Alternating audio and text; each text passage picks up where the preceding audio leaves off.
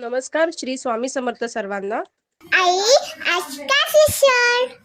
आज आपण बघणार आहोत मसूर डाळीची आमटी। त्यासाठी लागणारं साहित्य बघूया।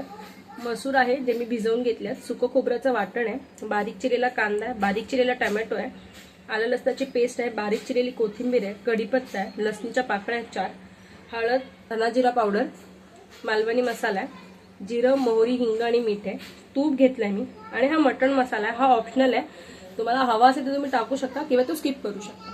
चला तर बघूया। मसूर डाळीची आमटी ही मी कुकरमध्येच बनवणार आहे, म्हणूनच मी मसूर डाळ आहे ती कच्ची घेतली होती। त्यामध्ये मी तूप टाकून घेतलंय।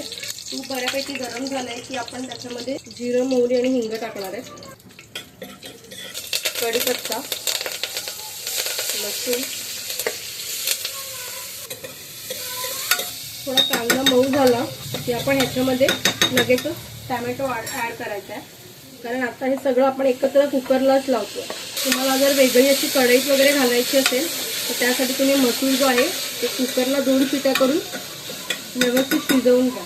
आलं लसणाची पेस्ट टाकते मी। त्या दिवशी कंटाळा येईल डाळ भात वरण असं सगळं जेवण बनवायचं, त्या दिवशी भात आणि ही झटपट बनणारी मसूरची आमटी तुम्ही ट्राय करू शकता। याच्यामध्ये हे वाटण घालणार आहे, सुक्या खोबऱ्याचं वाटण आहे। हे वाटण घातल्यावर खूप छान लागते ती।